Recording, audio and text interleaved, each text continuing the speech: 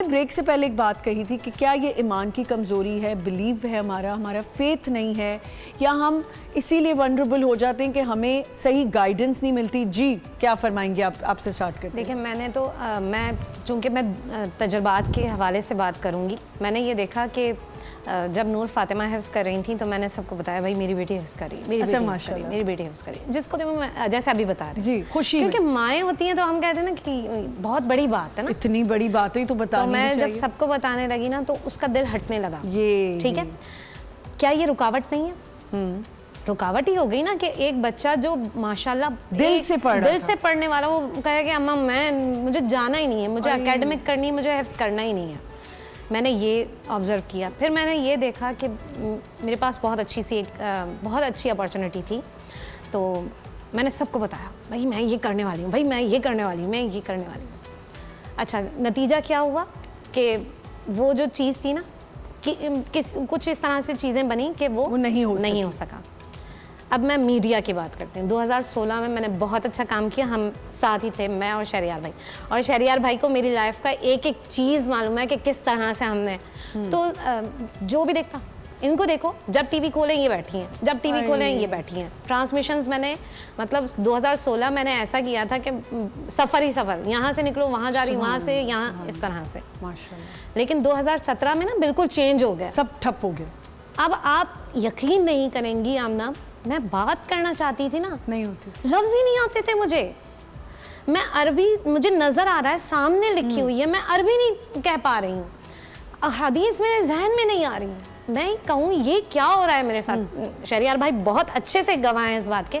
ابھی last time جب ہماری ملاقات ہوئی، لیڈیز خواتین عالموں میں نے اتنی اچھی گفتگو کرنے والی بچی دیکھی نہیں، تبھی تو آپ کو تنگ کرتے ہیں۔ تو شہریار بھائی سے میرا بہت پرانا تعلق ہے۔ جی تو اچھا ان کو میں ایک بات بتاتی تھی، شہریار بھائی ابھی اچھا صرف مطلب فیملی کو بہت، لیکن میں نے یہ آبزرو کیا کہ کس طرح سے انسان، پھر میں نے آن اسکرین کام کرنا میں نے بالکل چھوڑ دیا، بند کر دیا۔ 2017 سے لے کر قریباً 2022 تک میں نے کام نہیں کیا، جی میں نے کام نہیں کیا۔ میں آف اسکرین کام کرتی تھی، کانٹینٹ لکھتی تھی، میں بالکل میں غائب ہو گئی، صحیح، لیکن میں نے کام کرنا نہیں چھوڑا۔ تو میں یہ بتاتی ہوں کہ آپ جو ہے نا یوں ہوتے ہیں نا، آپ یوں ہو جاتے ہیں، سیکنڈز لگتے ہیں۔ پھر یہ کیا ہے؟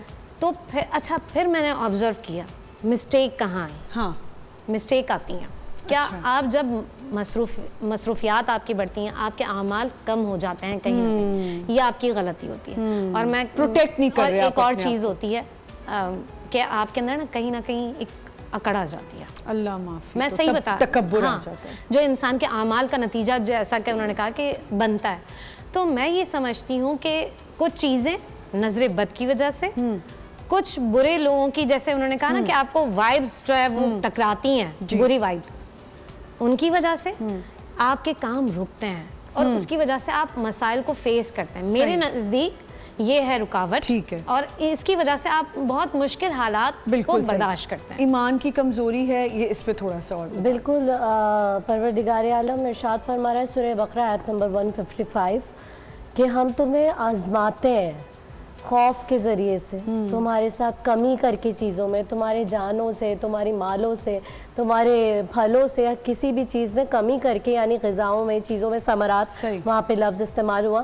تو پھر ایمان والے کیا کرتے ہیں؟ آیت نمبر 156، پھر وہ کہتے ہیں کہ وَبَشِّرِ الصَّابِرِينَ، پھر خوشخبری ہوتی ہے ان لوگوں کے لیے جو صبر کرتے ہیں، اللہ پر توکل کرتے ہیں اور یہ چیز سوچتے ہیں۔ آیت نمبر 156، اِنَّ لِلَّهِ وَإِنَّا إِلَيْهِ رَاجِعُونَ، کہ ہم تو اللہ کی طرف سے آئے، ہم نے واپس لوٹ کے جانا ہے۔ تو اگر موت سے بڑی تو کوئی تکلیف نہیں ہے نا، موت سے بڑی تو کوئی تکلیف نہیں، سب سے بڑی وہی تکلیف ہے۔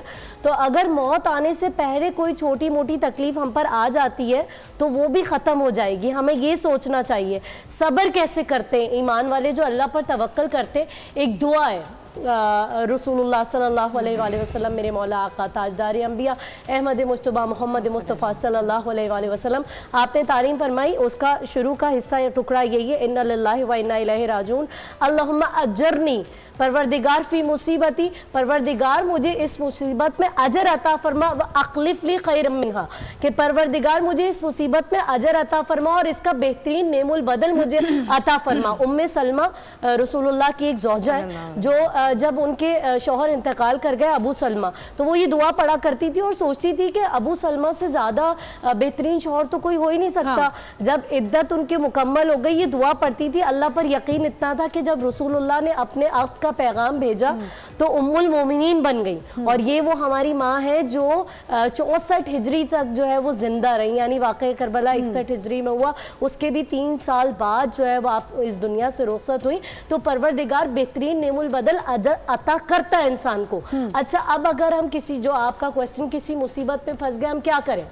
پہلی بات یہ کہ اگر آپ کسی سچویشن میں پھنس گئے, آپ اس سچویشن سے میسج لیں, آپ سیکھیں. جیسے ایک نارتھ اسٹار ہوتا ہے نا, جب کبھی اندھیرا ہوتا ہے تو سورج تو نہیں آئے گا نا, کہ اندھیرا ہے تو آپ کے لیے تو صرف سورج جو ہے وہ طلوع نہیں ہو جائے گا.